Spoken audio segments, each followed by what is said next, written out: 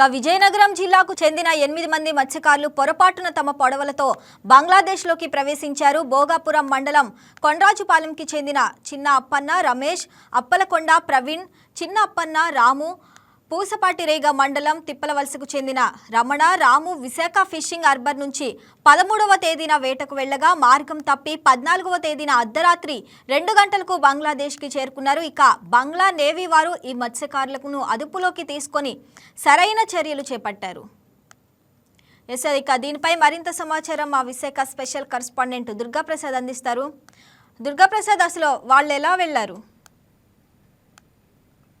శ్రావణి, ఏదైతే విజయనగరం ప్రాంతానికి చెందిన భోగాపురం కొండ్రాజుపాలెం చెందిన 8 మంది మత్స్యకారులు అయితే ఈ నెల 13వ తేదీన విశాఖపట్నం ఫిషింగ్ హార్బర్ నుండి బయలుదేరి వారు 14వ తేదీ అర్ధరాత్రి 2 గంటల సమయంలో వారు దారి తప్పి బంగ్లాదేశ్ చెందిన కోస్ట్ గార్డ్ నేవీ సిబ్బందికి అయితే వాళ్ళ యొక్క చెరలో చిక్కున్నట్టు మనకు తెలుస్తూ అయితే వీరంతా కూడా విజయనగరం ప్రాంతానికి చెందిన వారే. కానీ గత కొంతకాలంగా విశాఖపట్నం వలసొచ్చి విశాఖపట్నంలోని మత్స్య సంపద మీద ఆధారపడుతూ ఇక్కడే జీవనం కొనసాగించిన మత్స్యకారులు చేరుస్తూ అయితే 8 మంది కూడా ఈ నెల 13వ తేదీన విశాఖ ఫిషింగ్ హార్బర్ నుండి బయలుదేరారు చేపల వేట కోసం. అయితే అక్కడ వాతావరణ పరిస్థితి బట్టి వారు అనుకోని విధంగా GPS సిస్టమ్ పనిచేయలేదు. వారి సాంకేతిక సమస్యల వల్ల అనుకోని విధంగా బంగ్లాదేశ్ ప్రాంతానికి చెందిన కోస్ట్ గార్డ్ అయితే పరిధిలోకి వెళ్ళడం జరిగింది. అయితే ఆ సిగ్నల్ వ్యవస్థ బట్టి ఆ బంగ్లాదేశ్ కోస్ట్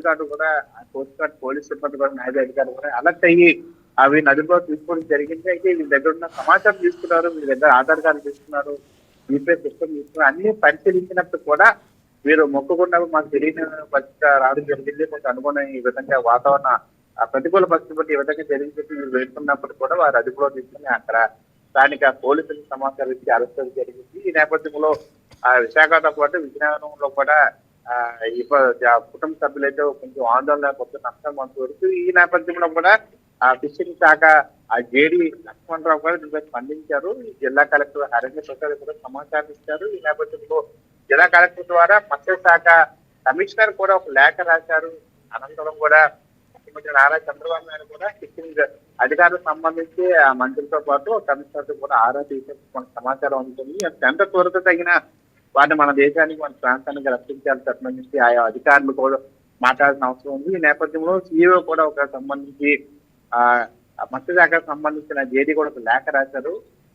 ఈ లేఖపై ఇప్పుడు కేంద్రంతో కూడా మాట్లాడి కేంద్ర సభ్యులతో మాట్లాడి వాటిని ఏ విధంగా త్వరతగిన మన దేశానికి తీసుకురావాలన్న అంశం మీద విశాఖలో కూడా కలెక్టర్ విశాఖలో పనిచేస్తున్న అంశాన్ని చూడొచ్చు. అయితే ఈ నేపథ్యంలో 13వ తేదీ బయలుదేరిన ఈ కుటుంబాలు 14వ తేదీ అర్ధరాత్రి నేవీ పోలీసులకు బంగ్లాదేశ్ న్యాయ పోలీసులు పెట్టుకున్నప్పుడు కూడా ఈ కుటుంబ సభ్యులకు పూర్తిస్థాయిలో సమాచారం రాలేదు, ఫోన్లు పనిచేయట్లేదు, ఏమయ్యారు, సముద్రంలో వేటకెళ్లారు అని చెప్పి కొంత ఆందోళన నెలకొన్న తర్వాత నిన్న సాయంత్రానికి వీరికి సమాచారం అందింది. అక్కడ నుంచి మా ఫిషింగ్ జేడీ సంబంధించి విశాఖలో ఉన్న జేడీ లక్ష్మణరావుకు సమాచారం రాగానే ఆ యొక్క కుటుంబ సభ్యులు ఎవరెవరు ఉన్నారో వారి ఆధార్ కార్డు డేటా తీసుకుని కుటుంబ సభ్యులు కూడా సమాచారం ఇచ్చిన తర్వాత కుటుంబ సభ్యులకి సమాచారం అందింది. ఇప్పుడు ఫిషింగ్ హార్బర్ ప్రాంతంలో కూడా ఒక ఆందోళన టెన్షన్ వాతావరణం నెలకొని తీసుకురావాలి. దుర్గాప్రసాద్, ప్రస్తుతం వాళ్ళు సురక్షితంగా ఉన్నారా?